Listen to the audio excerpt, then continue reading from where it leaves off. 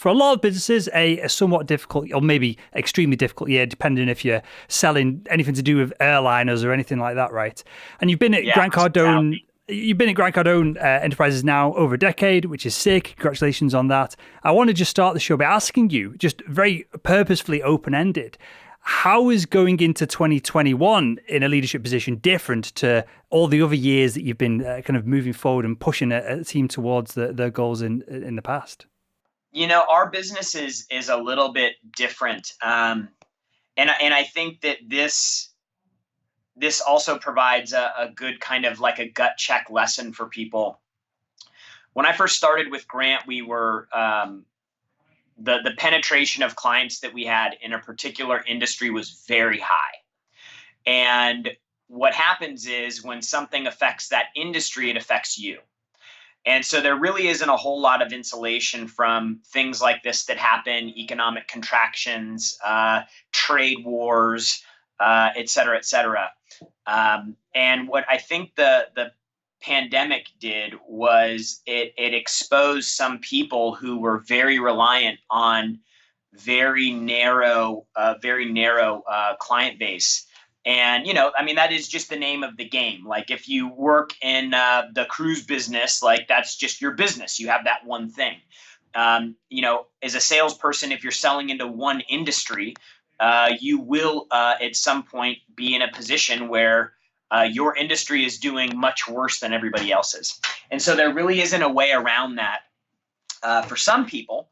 But I think that if you are maybe an entrepreneur, a small business owner, you're building a team, I think that those are kind of some of the things that you want to think about when you're building out your product line is what type of insulation or protection do you have when one industry is doing bad? Where's the yang to that? Like where's the uptick going to be? And I say all that because in our business, we actually are coming off of a record year. We by a long way, by 50%. Wow! Congrats. So massive. And when you're doing the type of revenue numbers we are, that's a massive swing.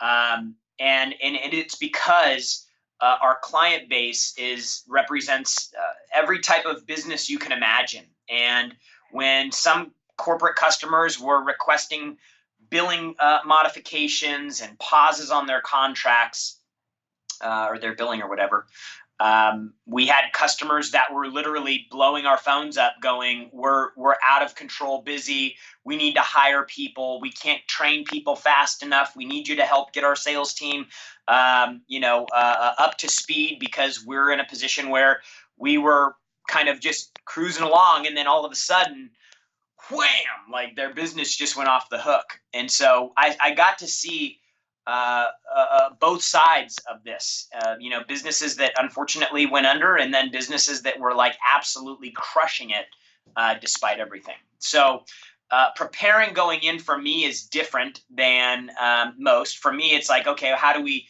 maintain everything that we did last year and then find ways to do more and find ways to do the things that we did better? For somebody who's maybe coming out of the situation, the pandemic, in a worse spot, maybe your business has been decimated. You have to make decisions on how you pivot your business to serve your customers. Hopefully you do have customers and, they have problems and needs that extend beyond your product or service. And you already have a relationship. You've already exchanged money with them. So you need to start thinking with how else you can serve your customers. For businesses that have, I did a podcast maybe a few months ago, actually, about the AAR formula. And it's just basically like the three ways that you make money in business. You acquire customers, you ascend customers, or you sell them more of your products, or you retain customers. So acquisition, ascension, and retention.